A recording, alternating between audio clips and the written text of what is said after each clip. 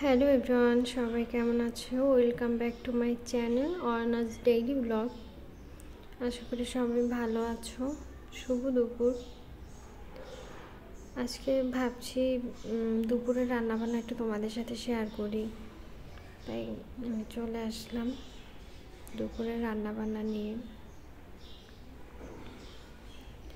আজকে শীতকাল মানেই হচ্ছে বিভিন্ন রকম সবজি, এইসব শীতকালীন সবজির টেস্টই অন্যরকম। বিভিন্ন রকমের সবজি পাওয়া যায়। আজকে রান্না করব ফুলকপি, আলু, গাজর, সিম এগুলো দিয়ে সবজি রান্না করব। ডাল চচ্চড়ি, ভাত। প্রথমে একটু ফুলকপি, আলু এগুলো হালকা একটু তেলের উপরে জিরা ফোড়ন দিয়ে ভেজে নিয়েছি। তারপরে গুঁড়ো মশলা গুলে তারপরে দিয়ে দিয়েছি। এবার কষিয়ে জল দিয়ে দিয়েছি সিদ্ধ হওয়ার জন্য। হালকা যেহেতু ভাজা, অর্ধেক সেদ্ধ আগেই হয়ে গেছে ভাজার সময়। এদিকে ডাল চচ্চড়িতে একটু ধনেপাতা দিয়ে দিচ্ছি। ডাল চচ্চড়ি নামিয়ে নেব এখন। সবজিটা ফুটছে। শীতকালীন সবজিতে বেশি মশলার দরকার হয় না। শীতকালীন সবজি এমনি ভালো লাগে হালকা মশলাতে। ভাতটাও হয়ে গেছে, নামিয়ে নেব।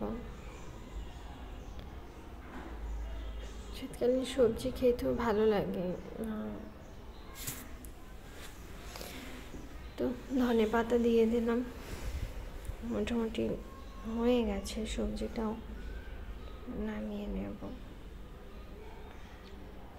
সবজির কালারটা কিন্তু সুন্দর হয়েছে। হয়তো ফোনে এরকম দেখছে, কিন্তু সামনে সামনে অনেক সুন্দর হয়েছে কালারটা।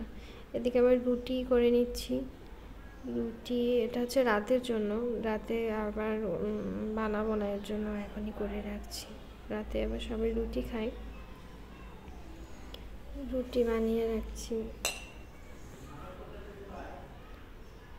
আমার রুটি গোল হয় না বেশি, তো এখন আগে থেকে মোটামুটি হয়। কিন্তু আমার হাজব্যান্ড ভিডিও করলে আমার যে রুটিটা খারাপ হবে ওটাই মানে সবার কাছে প্রচার করার জন্য ওটাই ভিডিও করবে, ভালোটা আর করবে না।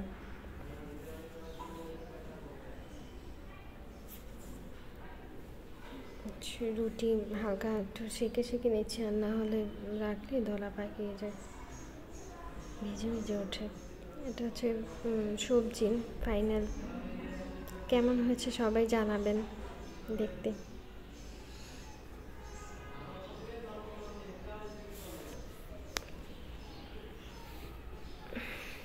সবাই ভালো থাকবেন। আমার পেজটাকে লাইক, কমেন্ট, ফলো দিয়ে